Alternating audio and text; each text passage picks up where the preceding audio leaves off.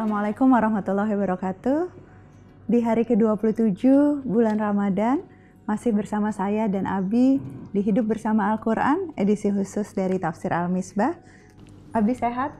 Alhamdulillah. Udah mulai sedih Ramadan, sebentar lagi hilang. Alhamdulillah. Nah, kita hari ini akan melanjutkan pembahasan Quran Surah Al-Hadid di ayat ke-12. Silahkan Abi. Baik. A'udzubillahi minasyaitonirrajim. Bismillahirrahmanirrahim. Ayat 11 itu, sebelum kita masuk ayat ke-12. Oke, kita ulang sedikit ya.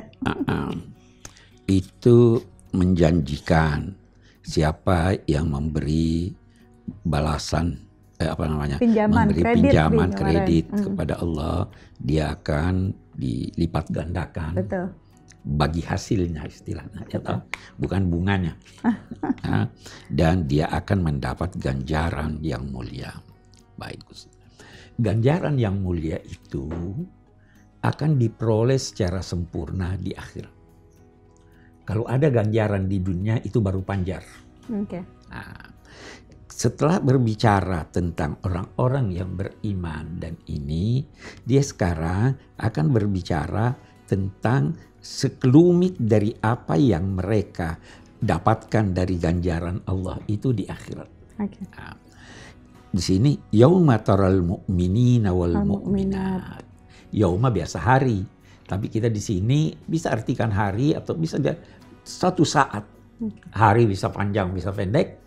Satu saat engkau akan melihat orang-orang mukmin lelaki dan orang-orang mukmin perempuan berjalan cahaya mereka di hadapan mereka dan di sisi kanan mereka. Nah, yang pertama, engkau akan melihat. Ini mitra bicara siapa? Ulama berkata siapapun yang mampu melihat. Okay. Bisa nabi, bisa sahabat nabi, bisa orang beriman, bisa orang kafir dan sebagainya. Siapapun yang diberi kemampuan untuk melihat. Engkau akan melihat orang-orang mukmin lelaki dan perempuan. Ada dua hal.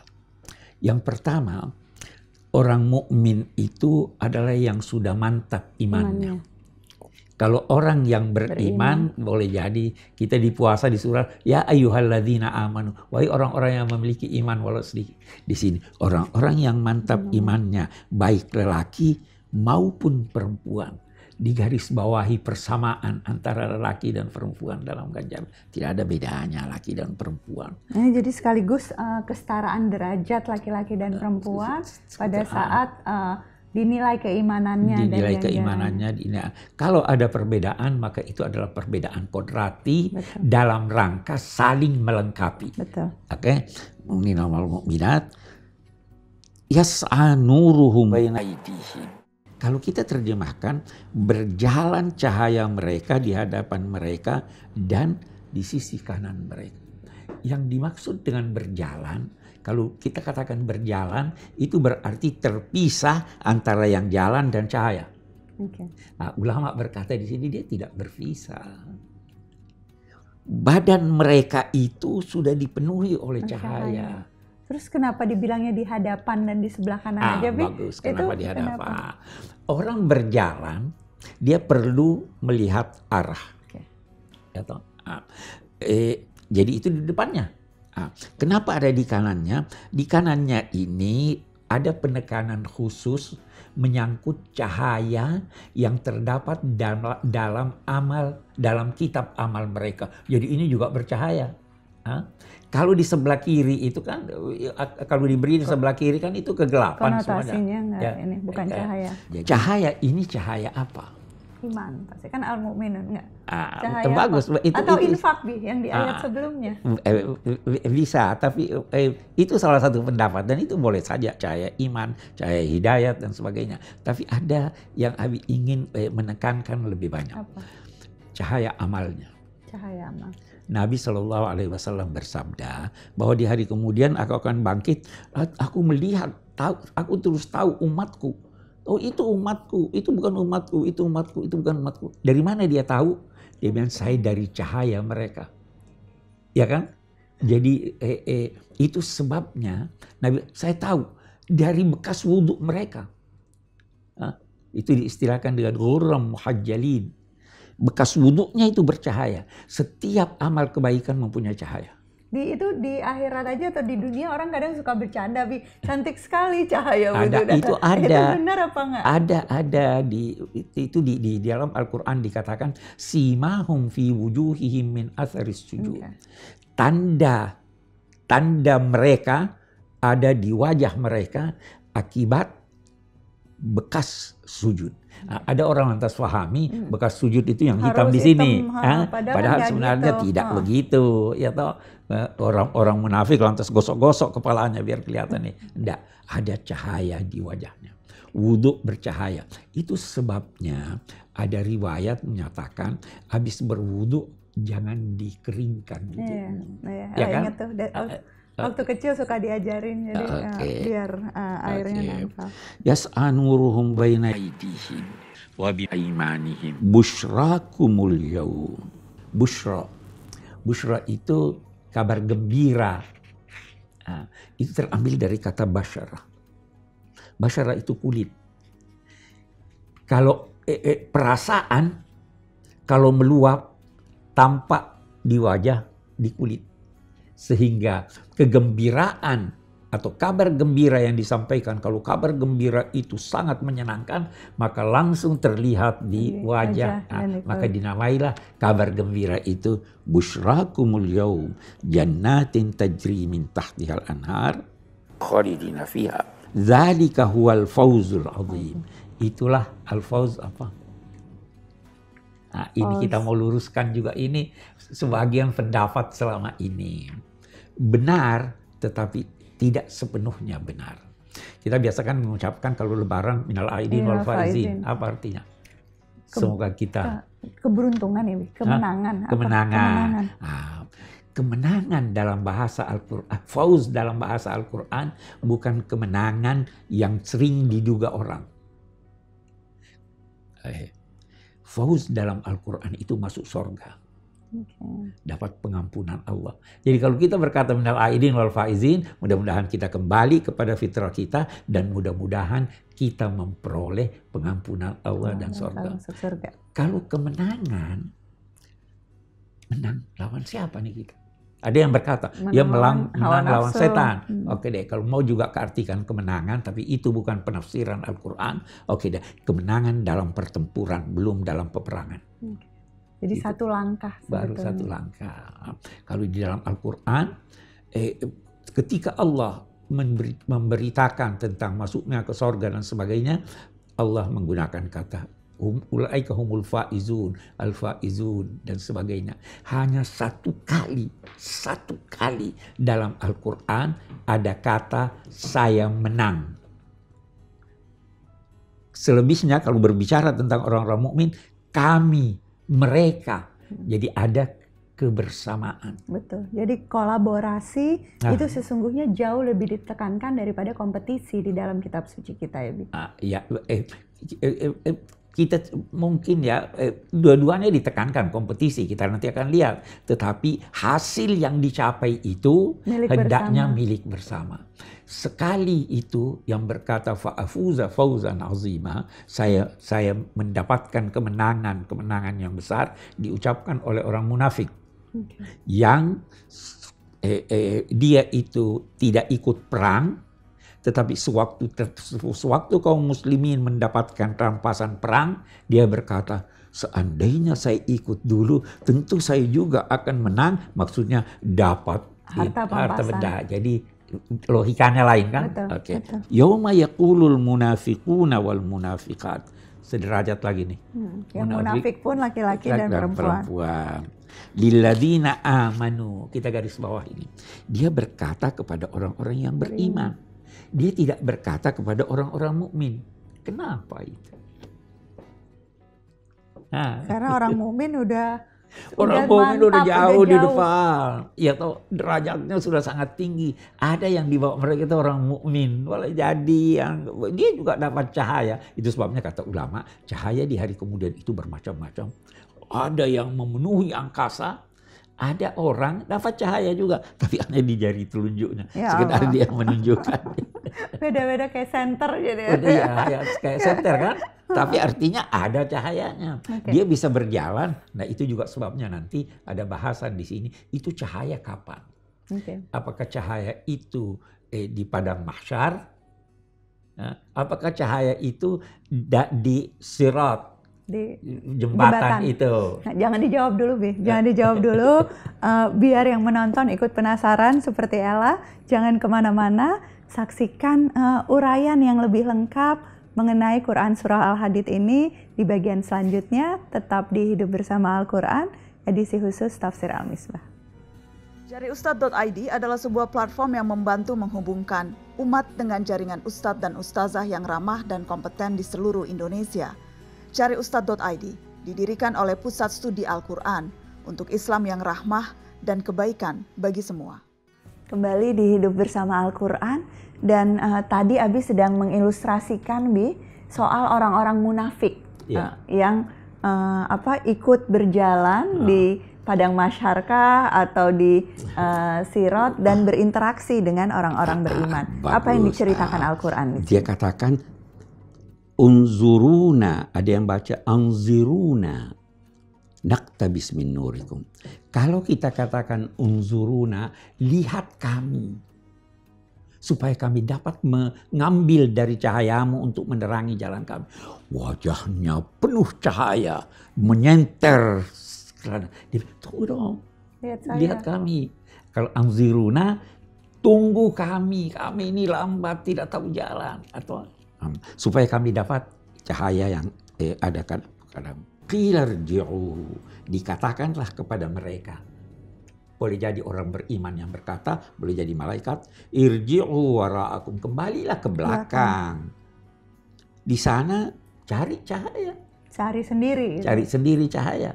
Ke belakang itu apa? Di dunia. Mau cahaya ambil dari dunia. Ya toh, fal tamisuran, faduriba bainahum bisur. Ketika itu ditegakkanlah, dibuatlah antara mereka itu mukmin dan kafir satu pagar, satu bangunan yang punya satu pintu. Hanya satu pintunya. Hanya satu pintu menuju surga kah? Pintu menuju surga, ya toh. Batinuhu fihi rahmah wa zahiruhu min qibalihil azab. Pintu ini di dalamnya yang tidak terlihat batinnya itu ada rahmat. Di luarnya ada siksa. Jadi di depan pintu ini yang mukmin masuk di pintu itu. Yang berdurhaka nunggu di pintu, dia juga mau masuk. Setiap orang mukmin masuk hatinya cemas, saya bisa masuk atau tidak. Jadi satu siksaan tersendiri lagi ini menanti, padahal dia tidak bisa masuk. Yunadunahum, mereka berteriak. Berarti jarak antara mukmin dan kafir itu jauh. Yunadunahum alam nakun ma'akum, bukankah kami juga bersama kamu dulu? Ya kan? Kita juga sama-sama di masjid. Kita juga sama-sama ini. Qalu bala, memang kamu bersama kami. Jasmanimu, pikiranmu, akidahmu, kebaikanmu tidak sama dengan kami. Walakinnakum fatantum anfusakum. Kalian menganiaya diri kalian. Wa tarabbastum, kamu menantikan sesuatu yang buruk buat kami. Ingat di tarabbasu fa inni ma'akum. Wartabtum, kamu ragu. Abi mau ingin garis bawahi, irtabtum itu ragu yang mengandung buruk sangka. Kalau syak, ragu tapi ingin mendapatkan sesuatu yang benar. Kalian itu ragu, keraguan yang mengandung buruk sangka pada janji-janji Tuhan, pada apa yang dikemukakan oleh Al-Quran ini. Wa gharratkumul amani, kamu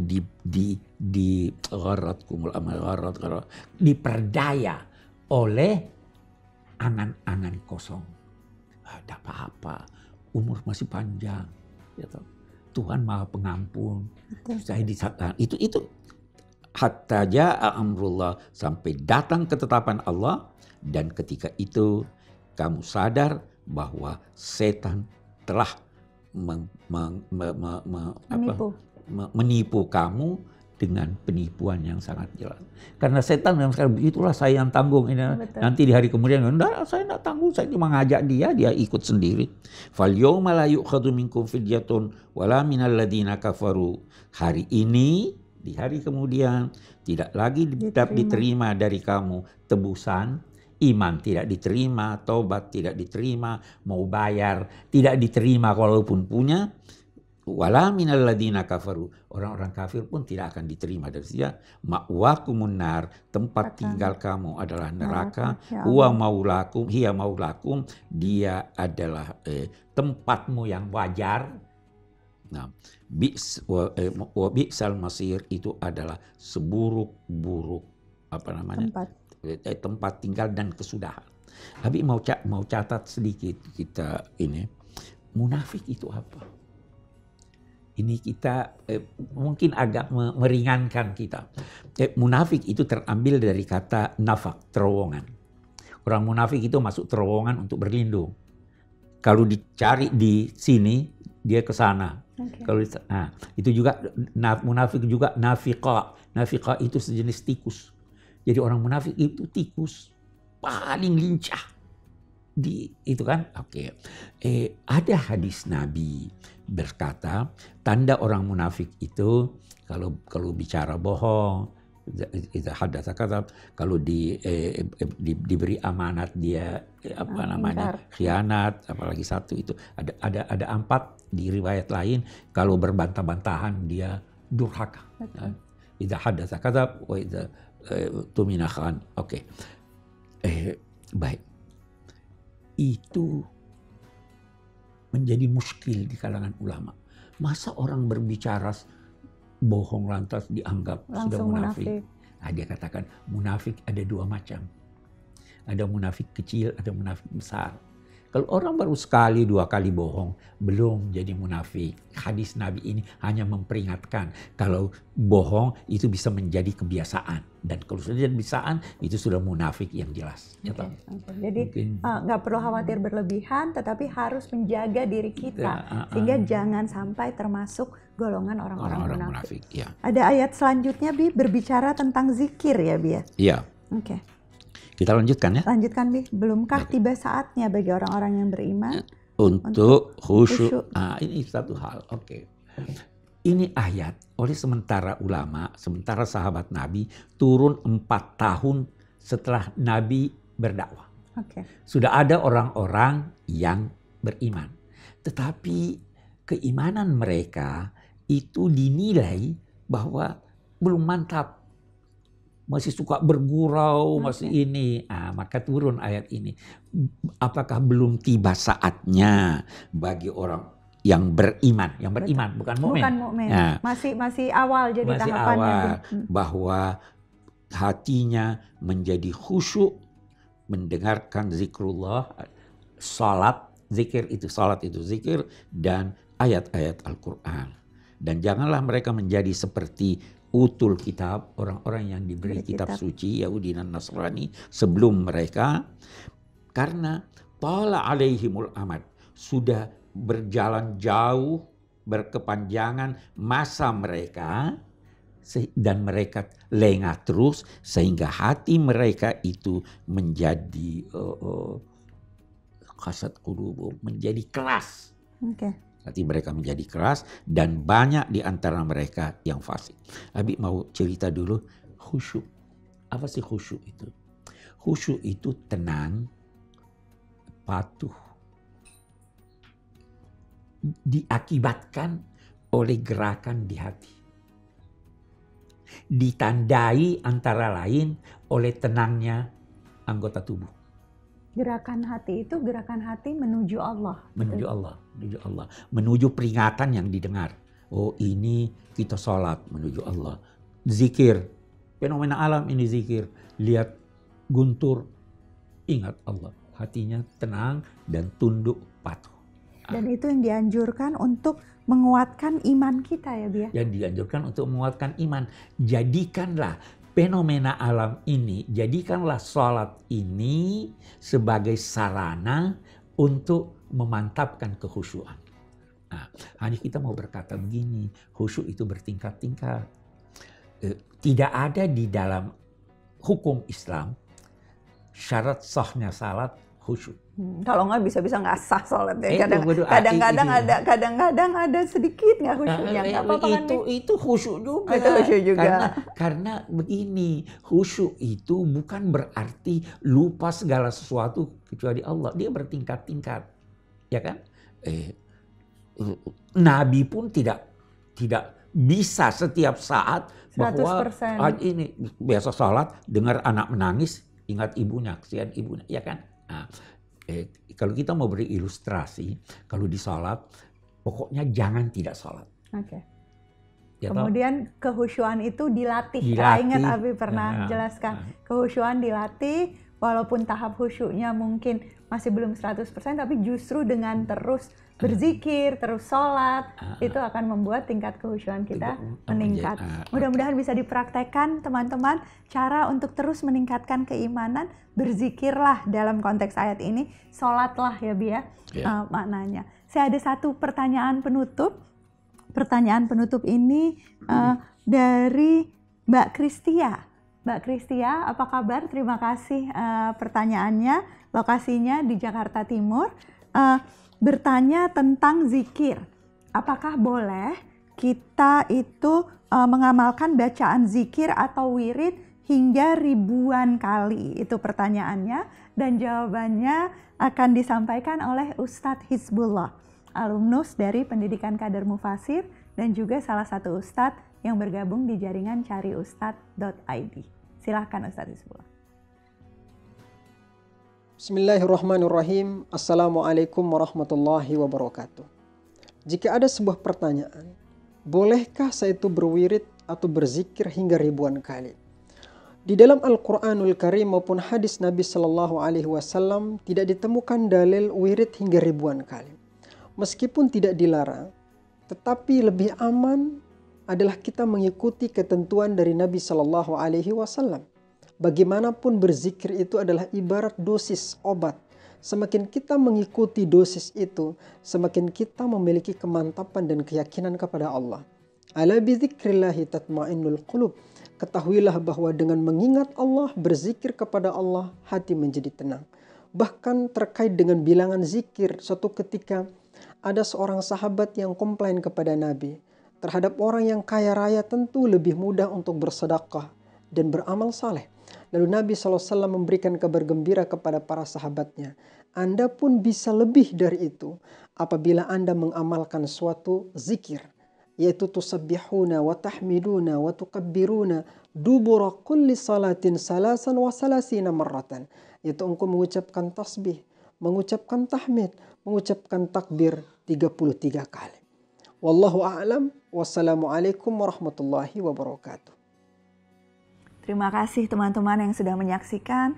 Semoga terus mendapat pelajaran bagaimana kita bisa melawan setan yang selalu mencoba menipu manusia, bagaimana menghindar untuk tidak termasuk dalam golongan orang-orang munafik, dan bagaimana zikir kepada Allah adalah obat yang sangat ampuh untuk hati kita, untuk membuat kita lebih tenang. Semoga pelajaran hari ini membuat makin semangat untuk besok kembali hadir bersama saya dan Abi. Terima kasih sudah menyaksikan.